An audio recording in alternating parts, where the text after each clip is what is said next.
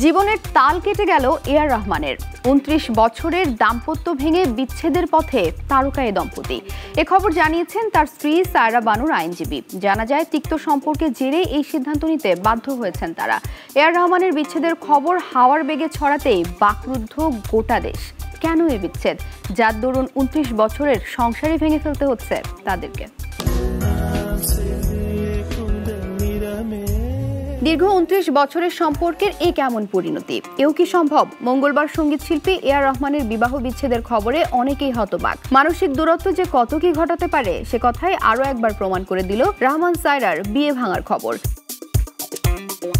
আনুষ্ঠানিক বিবৃতিতে সায়রা বানুর আইনজীবী বন্দনা শাহ জানিয়েছেন, বিয়ের বহু বছর পর স্বামী এআর রহমানের সঙ্গে বিচ্ছেদের কঠিন সিদ্ধান্ত নিয়েছেন সায়রা বানু। তাদের সম্পর্কের মধ্যে মানসিক চাপের কারণেই এই সিদ্ধান্ত নিয়েছেন তারা। একে অপরের প্রতি তাদের গভীর ভালোবাসা সত্ত্বেও এ দম্পতি লক্ষ্য করেছেন তাদের মধ্যে দিন দিন দূরত্ব তৈরি হয়েছে, যা এই মুহূর্তে কোনো পক্ষই তাদের মধ্যকার এই ব্যবধান পূরণ করতে সক্ষম নয় বলে মনে করছেন তারা। উভয়ে আপ্রাণ চেষ্টা করেছিলেন মিটিয়ে নিতে, কিন্তু তার সম্ভব হয়নি।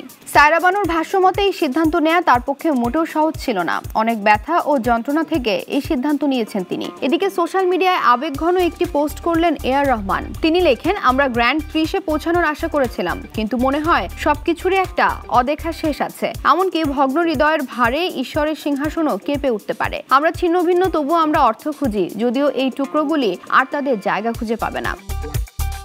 ১৯৯৫ সালে সায়রা বানুর সঙ্গে সংসার শুরু করেন এআর রহমান। বিভিন্ন সাক্ষাৎকারে শিল্পী জানিয়েছিলেন, মায়ের পছন্দে বিয়ে করেছিলেন তিনি। তাদের ৩ সন্তান খতিজা, রাহিমা ও আমিন।